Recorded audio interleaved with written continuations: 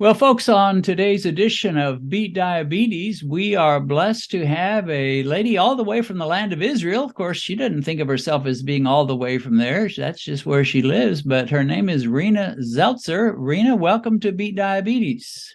Thank you for having me. Well, you shared an exciting story of how you did just what our name implies, which is to beat diabetes. Why don't you just get us started with your background in terms of diabetes? Did you ever think you would be diabetic? Do you have a lot of that in your family, or did it just hit you as a huge surprise? We have no diabetes in our family. My grandparents lived to over 90 with no health issues. My parents are in their 80s with no health issues.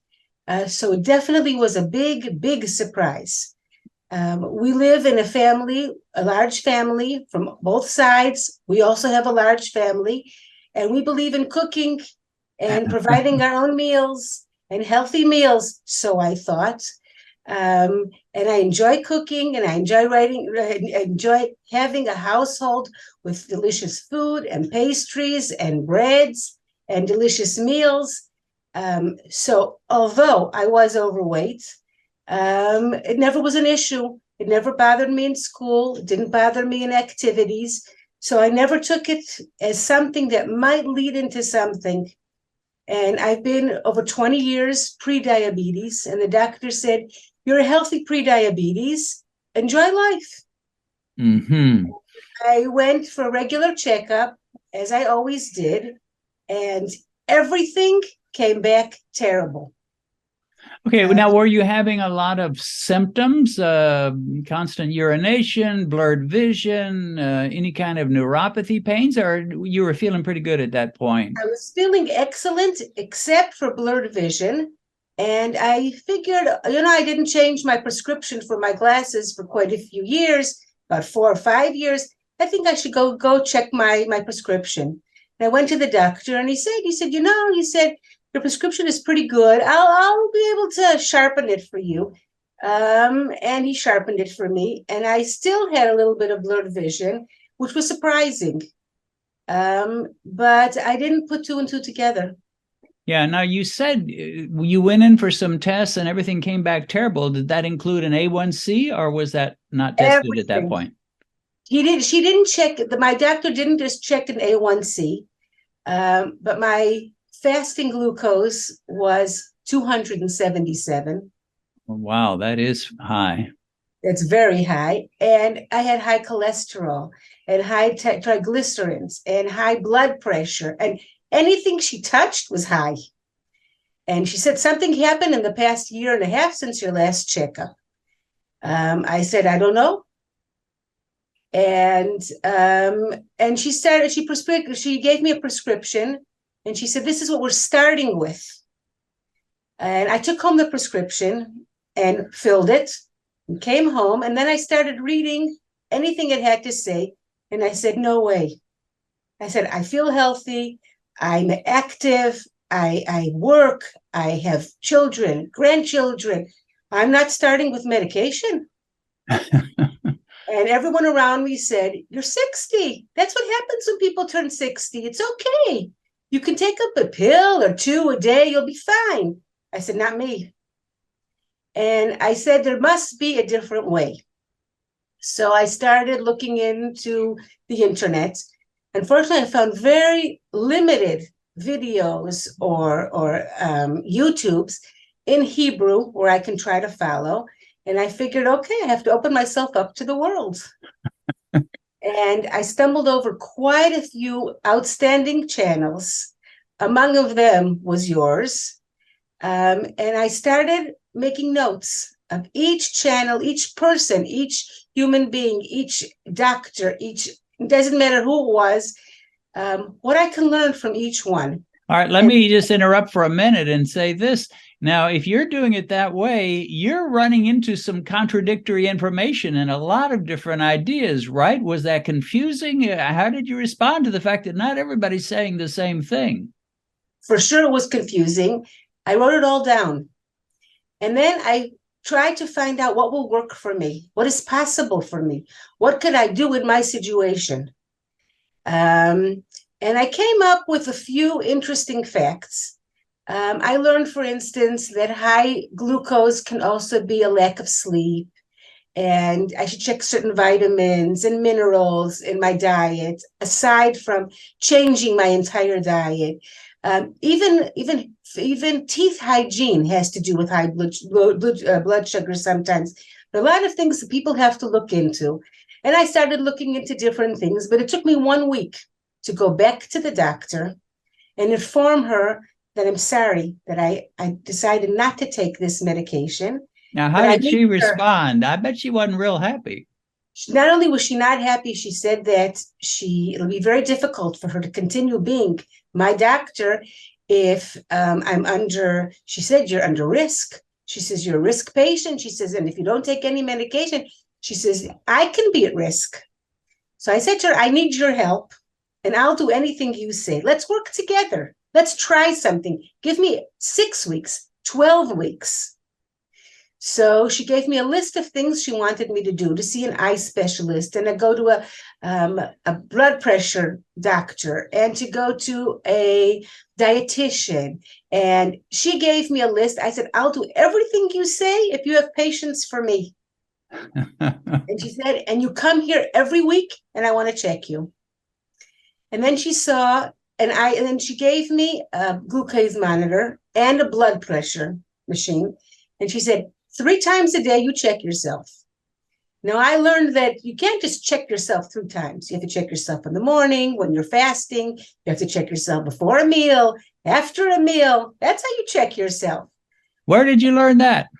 I wonder where. Thank you for your channel. And I was very careful, and I checked myself 5 to 6 times a day.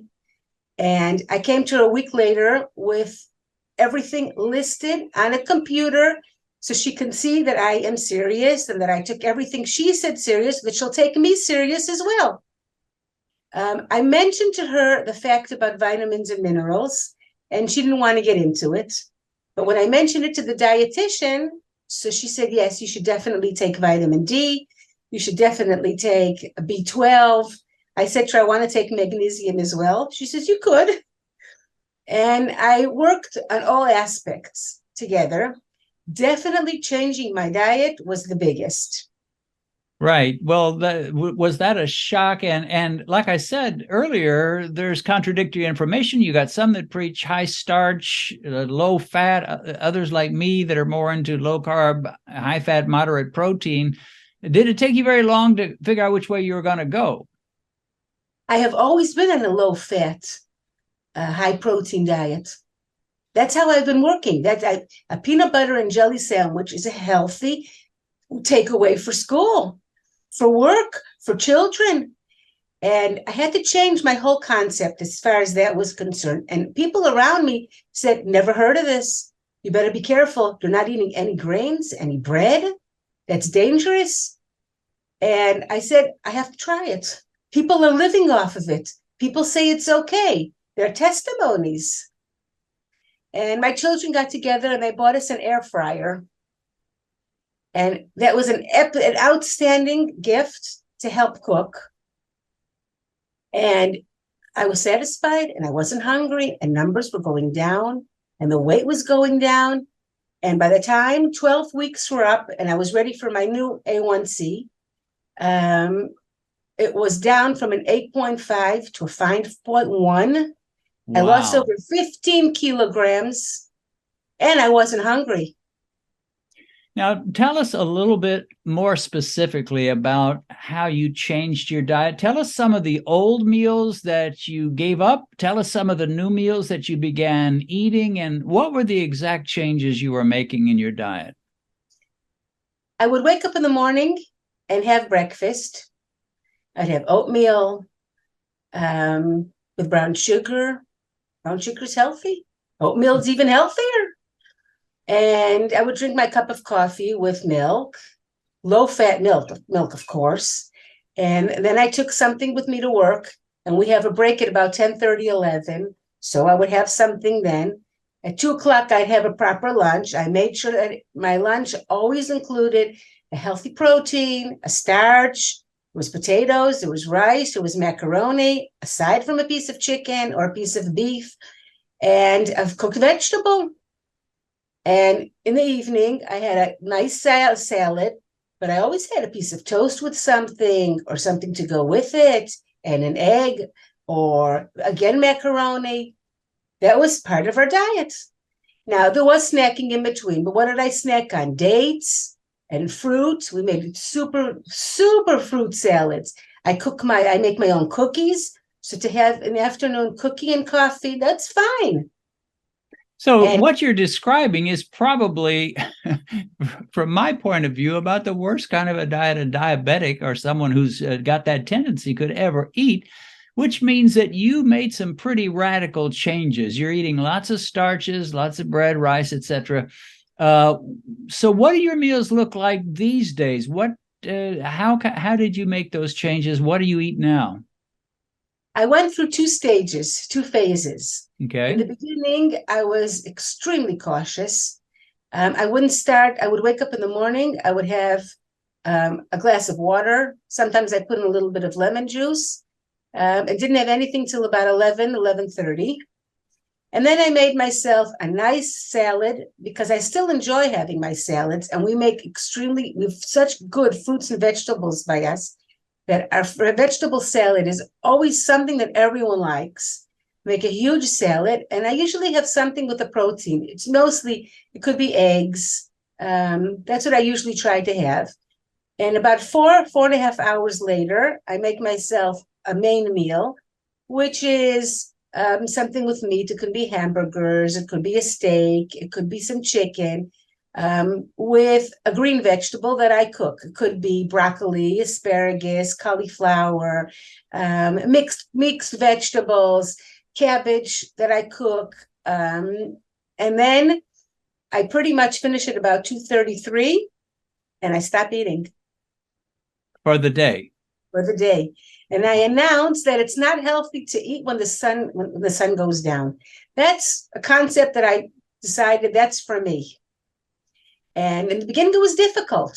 So we would have a tea in the evening to help me, but that was it. Now, I have to have different kinds of foods in my family, in my household.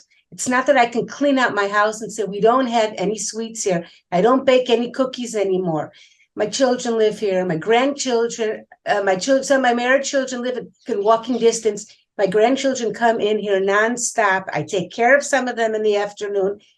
I've changed the idea of the diet in our family and in our household, and they know that, but there are still things that I have. So the temptations are here. So I have to work on that as well as taking care of myself. Wow. Well, I'm sure that is quite a pressure constantly. That's one thing I don't have to worry about too much. But so you got some pushback from friends and family when you started eating this way. They questioned the whole thing, but you remained resolute and were determined to push through, right? Were you tempted to just yield to their complaints or their criticisms of this diet? It was difficult. And then I decided not to argue with anyone and just continue. The facts speak louder than people's voices. And when I saw the facts on my paper, because I was taking my blood pressure every single day, twice a day, sometimes 3 times a day, and I was checking my glucose, my blood glucose, 5, 6 times a day, and I see differences. And people can say what they want, but when I write this down and I have a notebook and in front of my face, somebody is mistaken here. Something is wrong. But I had my dietitian. She said, you can continue in this diet. She said, but only eating twice a day is not healthy. Please take something in the evenings. I said to her, I'll think about it. Of course, I didn't.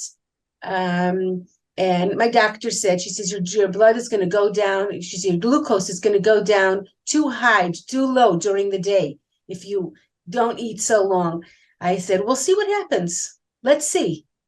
Even from the medical system, I didn't get any encouragement in the beginning. I also took a private trainer and twice a week started exercising. And now I take up running aside from exercise 3 times a week at 5:30 in the morning. I run 2.5 kilometers aside from Wow. twice a week exercising with my trainer. And now that I reached level, everything went down. The cholesterol went down. Everything is in the normal range without any medication of any sort. So So your blood pressure is normal now? correct. I even had a Holter, 24-hour meter, just to check that my blood pressure was okay the entire day. And that came out normal. Wow. Now, your doctor initially was saying I could get in trouble. I'm not sure I even want you to be my patient. What does this doctor say now, looking at your result? I would think you should have made a convert out of her. She did. She said that she's known as one of the better doctors with patients with diabetes, and she wants me to sit with her, not on working hours, and to work something out that she can also help patients. The only thing she's afraid of is she said that most of her patients, if not all of them, won't be able to commit themselves. Now, I told her that, in my opinion, each one is in charge of their own life. And if you want to live your life one way or another, it's up to you. But I think that a part of her job is to offer any way that she can help a patient. If you can take it and if you can say this is a lifestyle and I can do it and it'll be okay, then encourage. And if someone says, I tried, but I really can't, and the temptations are too high out there, and I don't want to cook like this, and I've read different things, and I prefer that kind of a diet and this kind of a diet, it's up to them. Well, that's right. You being Jewish and from Israel, you'll appreciate the fact that Moses said is by the mouth of 2 or 3 witnesses that every word must be established. And I think one of the things that moves people is when they have witnesses, people like you sharing your story. I mean, there's nobody that can really argue against what you've just said. I mean, they either have to say, A, she's lying, or B, she's really hit on something fantastic. And I choose to believe B because I've heard so many other stories so similar. So one of the things your doctor can do is take this video we're recording right now and share your story with some of your neighbors and friends and so forth, and who knows, they may come over to your side. Maybe if it helps even one person, it's worth it. Well, that is right. So your 5.1, which is fantastic, you don't really know what your A1C was at its worst, right? I mean, because when my glucose came back, my fasting glucose came back at 277. The doctor called me and she said, I gave you an appointment tomorrow at the lab. Please come. I want to do some more testing. Among them was an A1C and it was 8.5. Okay. And the glucose was 250. And I thought, see, it's going down. She says, that doesn't call that. We don't call that going down from 277 to 250. And that's when I learned that that's not called going down. She's right. Yeah, but it did go down, and it must have been, my guess is, you can tell me if I'm wrong, my guess is that in those early stages, as you were adapting to a new diet, new lifestyle, you were probably doing it rather gingerly, wondering if this can really work for you, if this is really healthy. At some point, you must have seen the numbers improving so dramatically. You said to yourself, this really works. Is that true? It's absolutely true. And sometimes I would check myself twice because I thought there must be a mistake. I checked my blood pressure. I said, can't be. Or I would check my glucose after a meal. And I would say, but I really ate. I promise I ate. I'm full. I'm satisfied. And so your cholesterol has even improved. It's normal. Is that right? It's normal. It's correct. Normal. Your blood pressure has gone down to normal. Your blood glucose has gone down to normal. Your triglycerides have gone down to normal. Sounds to me like you're normal. That's what I keep saying. Well, I hope I'm normal. Well, you're normal in some ways. In some ways, you're a very special lady, and we appreciate you sharing your story. How long ago was it that you had that 5.1 A1C? It was in the beginning of December 2022. Okay. And you've continued to eat this way and live this way since then, right? Correct. Holidays is always difficult. So I tell myself it's difficult. Do the best you could. And the holiday ends eventually. Yeah, that's right. And when it ends, then you also go, don't forget where you come from, what you're supposed to do. But I'm the only one in my family who all of a sudden had something burst out.